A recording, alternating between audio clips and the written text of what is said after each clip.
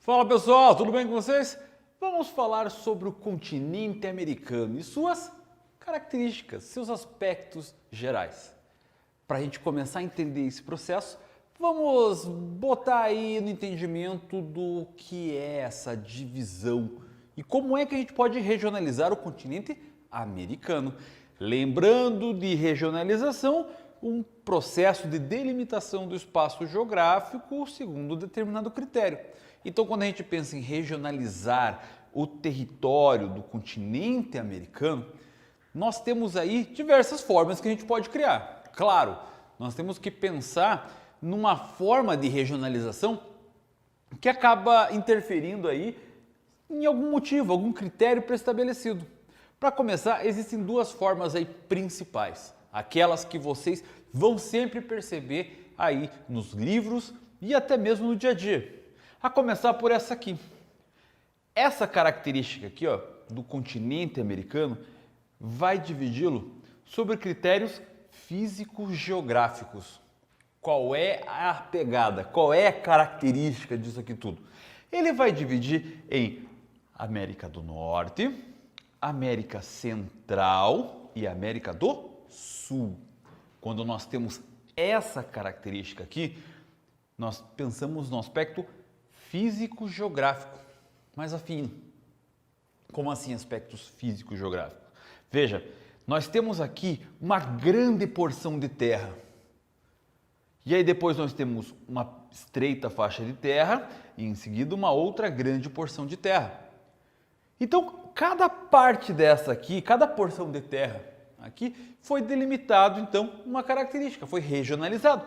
Aqui, o México, os Estados Unidos e o Canadá, assim como a Groenlândia, que é um território que faz parte de um país lá da Europa, que é a Dinamarca, ele faz parte da América do Norte, a porção maior de terra que está ao norte desse grande continente.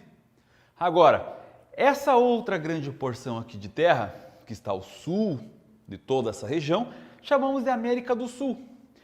Brasil, Guiana, Suriname, Guiana Francesa, Venezuela, Colômbia, Peru, Equador, Bolívia, Argentina, Uruguai e Paraguai.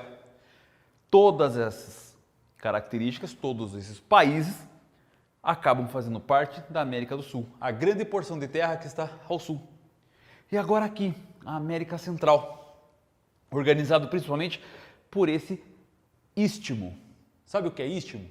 Essa pequena faixa aqui, ó, que liga duas grandes porções de terra, nós chamamos esse acidente geográfico de istmo. Uma pequena faixa. Além da região istmica, nós temos a região insular, que também é chamada de Caribe. Vários países pequenininhos fazem parte da região do Caribe e da região istmica da América. Nós temos Cuba, Porto Rico, República Dominicana, Haiti, na parte insular. Agora na parte istmica, na parte continental, nós temos Guatemala, Belize, El Salvador, Panamá. Todos eles fazem parte desse elo que vai conectar essas duas grandes partes. Então percebam que o critério segundo o qual a pessoa que regionalizou o espaço do continente americano definiu foi um critério do próprio recorte da parte física do país. Assim como todo recorte de diversas áreas do continente. Dessa maneira, então, nós temos esse critério, simplesmente definindo essas porções. Agora, quando eu falo dessa divisão aqui, em que eu divido em América anglo-saxônica e América latina, aqui, meu caro, nós temos já algo muito mais complexo. A gente vai falar de critérios socioeconômicos. Para começar, dentro da América anglo-saxônica, nós temos dois países, o Canadá e os Estados Unidos.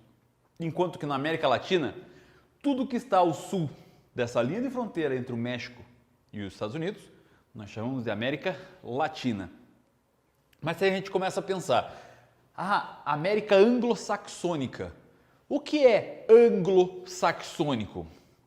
Esse radical anglo nós usamos para tudo aquilo que tem origem inglesa. Vem de anglicano, que é a religião inglesa da região. Então, nós temos essa característica, tudo que temos essa palavra anglo, ele diz respeito à Inglaterra. Saxônica tem a ver com a Saxônia. A Saxônia, uma região da antiga organização das nações que organizaram a Alemanha atual. A região da Saxônia, então, uma nação dentro da Alemanha que não simplesmente ali estavam. Também fazia parte alguns territórios da Irlanda do Norte, alguns territórios do próprio Eire, que é a parte da República da Irlanda, que tinha ali uma organização dentro das Ilhas Britânicas. Nesse processo, a chamada América anglo-saxônica, ela é caracterizada principalmente por ter uma colonização dos povos ingleses, holandeses, alemães, que dessa forma acabaram dando essa característica aqui. Agora, América Latina. O que é o latino? Latino são povos que têm como raiz principal a língua antiga chamada latim. Dentro da raiz latina, nós temos 5 línguas diferentes, 5 raízes de nações que acabaram surgindo. O português, o francês, o espanhol, o italiano e o romeno. A propósito, romeno vem da Romênia. Romênia significa pequena Roma, certo? Parte do Império Romano, que tinha o latim como a principal língua. Dessa maneira, então, todos os povos colonizados por povos de língua latina acabaram sendo chamados de América Latina. Ah, mas espera aí, Silvestre, como assim? A Guiana que está aqui foi colonizada por ingleses. Sim, é verdade. Ah, Suriname foi organizada por holandeses. Holandês não é anglo-saxônico? É verdade. Ah, algumas ilhas do Caribe aqui não foram colonizados por ingleses, por holandeses? E aí, como assim? Se a gente levar ao pé da letra mesmo esse critério, vai ter muito mais situações aí que vai ser organizado. Como parte aqui do território do Canadá, não seria daí a América anglo-saxônica, e sim latina. Então, para organizar melhor essa situação e não ficar simplesmente na característica linguística e étnica, acabaram definindo subcritérios nesse sentido. Por exemplo, a questão de colonização foi um primeiro fator, mas para fins de estudo ficou definido também que chamar a América anglo-saxônica simplesmente por essa organização não teria muito sentido. Agora, levando em consideração a divisão do mundo em países do norte ou desenvolvidos ou países do sul ou subdesenvolvidos, também acaba fazendo sentido aqui.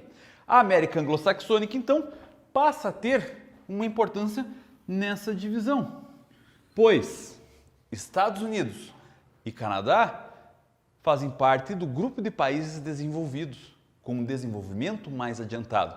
Em compensação, México e todos os países ao sul, eles fazem parte da parte sul do planeta, aquela que, segundo essas características da nova ordem mundial, ele tem características de subdesenvolvimento. Então, nesse sentido, a melhor forma de determinar os critérios socioeconômicos é basear Estados Unidos e Canadá como os países desenvolvidos da América e todo o resto aqui, a América Latina, como os países subdesenvolvidos. Assim, conseguimos entender o processo de regionalização. Quando nós organizamos os estudos regionais no dia a dia, pensamos em América do Norte, Central e Sul para estudos. Mas nos livros é muito mais utilizado o critério dessa maneira, socioeconômico, pois aqui nós estamos já entrando em características de economia, de sociedade, de atividade econômica. Por isso a importância dessa aula de tentar entender esses critérios a serem utilizados aqui. Bom, eu vou ficando por aqui. Eu espero que você tenha uma ótima hora de estudos. Muito obrigado por ter assistido essa aula até aqui. Tchau, tchau.